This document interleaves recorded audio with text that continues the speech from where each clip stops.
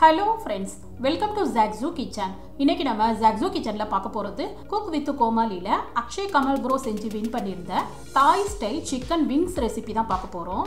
Akshay bro வந்து chicken wingsல வந்து ஸ்டஃப் பண்ணி chicken வந்து ரொம்ப கிறிஸ்பியா புதுவிதமா இன்னோவேட்டிவா செஞ்சிருந்தாங்க. நானும் இந்த ரெசிபியை ட்ரை பண்ணி பார்த்ததுல இந்த chicken wings வந்து ரொம்ப கிறிஸ்பியா நல்ல டேஸ்டியா இருந்தது. அவர் செஞ்ச மாதிரியே எக்ஸாக்ட்டா அப்படியே செஞ்சிரலாம். வாங்க ஃப்ரெண்ட்ஸ், நல்ல கிறிஸ்பியான Thai style chicken wings recipe செஞ்சிடலாமா? ஃப்ரெண்ட்ஸ், இந்த வீடியோ உங்களுக்கு பிடிச்சிருந்ததுன்னா லைக் பண்ணி ஷேர் பண்ணி சப்ஸ்கிரைப் பண்ணிக்கோங்க. இந்த வீடியோ உங்களுக்கு பிடிச்சிருந்ததுன்னா வீடியோக்கு ஒரு லைக் கொடுங்க ஃப்ரெண்ட்ஸ். ஃபர்ஸ்ட் இந்த ரெசிபிக்கு ரொம்ப இம்பார்ட்டன்ட் என்னன்னா சிக்கன் விங்ஸை வந்து டீபோன் பண்ணணும். அது எப்படின்னு பார்த்துடலாமா? நான் 6 சிக்கன் விங்ஸ் எடுத்திருக்கேன். சிக்கன் விங்ஸில் வந்து இந்த மாதிரி 2 பார்ட் இருக்குது பாருங்கள். இந்த பார்ட் வந்து நம்மளுக்கு தேவையில்லை. இதை வந்து ஒரு சிசர் வச்சுட்டு இந்த மாதிரி கட் பண்ணி எடுத்துக்கணும். இப்போ நான் எல்லா பீசஸ்லையுமே இந்த மாதிரி 2வது பார்ட்டை வந்து கட் பண்ணி எடுத்துக்கிட்டேன். இப்போ இதில் வந்து ஒரு பீஸை மட்டும் எடுத்துக்கலாம். இதில் பார்த்தீங்கன்னா 2 போன் இருக்கும் உள்ள. இந்த போனை தான் நம்ம வந்து வெளியே எடுக்கணும். இந்த போனை சுற்றி கொஞ்சம் நரம்புகள் இருக்கும். அதை வந்து நம்ம சிசரால் கட் பண்ணிக்கணும். உங்களுக்கு சிசரால் கட் பண்ண கஷ்டமாக இருந்ததுன்னா நைஃபை யூஸ் பண்ணிவிட்டு நீங்கள் கட் பண்ணிக்கலாம். இப்போ 2 போனை சுற்றியும் இந்த மாதிரி கத்தியை வச்சுட்டு நம்ம வந்து கீழ் நோக்கி சிக்கனை வந்து புஷ் பண்ணணும். இது பார்க்குறது தான் ஒரு மாதிரி இருக்குங்க. இதை செய்கிறது ரொம்ப ஈஸி தான். இப்போ கத்தியை வச்சுட்டு கீழே நல்லா புஷ் பண்ணி விட்டேன் பாருங்கள். 2 போனில் இருந்தும் சிக்கன் வந்து தனியாக பிரிஞ்சு வந்திருக்கு பாருங்கள். இப்போ இந்த மாதிரி விங்ஸை வந்து கையால் பிடிச்சிட்டு நம்ம வந்து இந்த மாதிரி இழுத்தாலே போதும். 2 போனுமே தனியாக கையில் வந்துடும். இப்போ இது பார்த்தாலே ஒரு பை மாதிரி இருக்குது பாருங்கள். இதுக்குள்ளே தான் நம்ம வந்து சிக்கனை வந்து ஸ்டஃப் பண்ண போகிறோம். இந்த பைக்குள்ளே இருக்கிற எக்ஸஸ் சிக்கனையும் நம்ம வந்து கட் பண்ணி எடுத்துக்கலாம். நான் எல்லா விங்ஸையுமே டீபோன் பண்ணி எடுத்துக்கிட்டேன். இது அந்த பைக்குள்ளேருந்து எடுத்த சிக்கன் தான். இந்த சிக்கனையும் நம்ம இந்த ரெசிபியில் யூஸ் பண்ண தான் போகிறோம். இப்போ இந்த விங்ஸ் பீஸ் எல்லாம் நம்ம வந்து வாஷ் பண்ணி எடுத்துக்கணும். இந்த விங்ஸை வந்து மேரினேட் பண்ணுறதுக்காக இப்போ இதில் 1/4 டீஸ்பூன் உப்பு, 1/2 teaspoon garlic powder, 1/2 teaspoon pepper powder, 1/2 teaspoon soya sauce சேர்த்துட்டு இதை வந்து நல்லா கலந்துக்கணும்.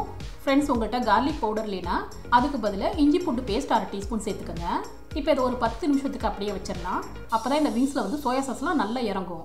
இப்போ தாய் ஸ்டைலில் நம்ம இந்த சிக்கனை பண்ணுறதுனால பீன் வெர்மி செல்லி, அதாவது இதை வந்து கிளாஸ் நூடுல்ஸ்னு சொல்லுவாங்க. இந்த ரெசிபிக்கு இந்த கிளாஸ் நூடுல்ஸ் தான் பெர்ஃபெக்டாக இருக்கும்.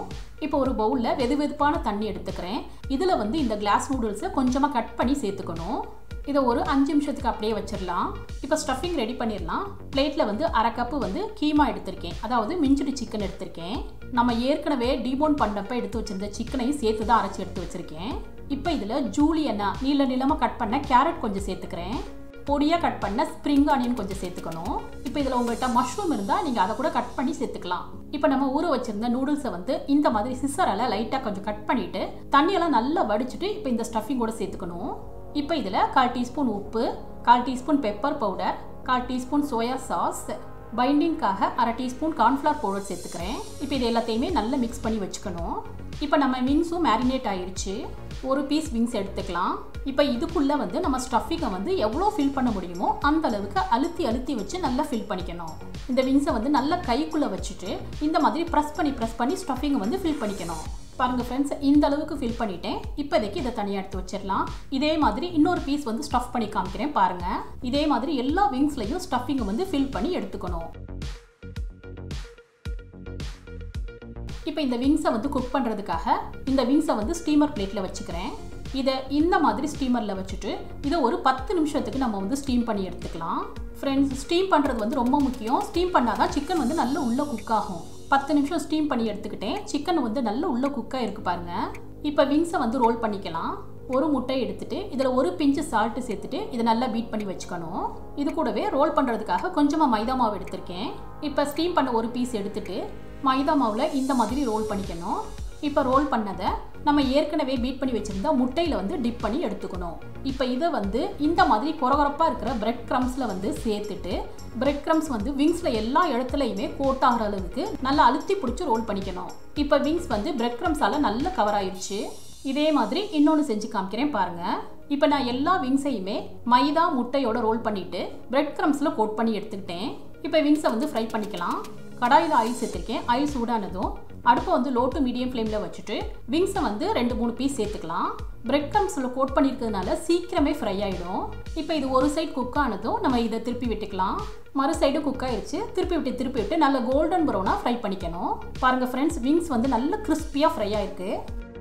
இதே மாதிரி அடுத்த பேட்ச் விங்ஸையும் சேர்த்துட்டு ஃப்ரை பண்ணி எடுத்துக்கிறேன். விங்ஸ் பார்க்குறதுக்கு நல்ல டெம்ப்டிங்காக இருக்குது பாருங்கள். இப்போ இதை கார்னிஷிங் பண்ணுறதுக்காக அக்ஷய் ப்ரோ ஸ்டைல்லையே கொஞ்சமாக நூடுல்ஸை இந்த மாதிரி வச்சுட்டு இதுக்கு மேலே விங்ஸை வந்து பிளேஸ் பண்ணிக்கணும். இந்த விங்ஸ் வந்து நல்லா கிறிஸ்பி அண்ட் டேஸ்டியாக இருக்கும். கண்டிப்பாக ஒரு தடவை ட்ரை பண்ணி பாருங்கள். ஃப்ரெண்ட்ஸ், இந்த ரெசிபியை நீங்களும் ஒரு தடவை ட்ரை பண்ணி பார்த்துட்டு உங்கள் எக்ஸ்பீரியன்ஸை கமெண்ட்டில் ஷேர் பண்ணுங்கள். சுவையான சமையல், சுகமான வாழ்வு. தேங்க்யூ.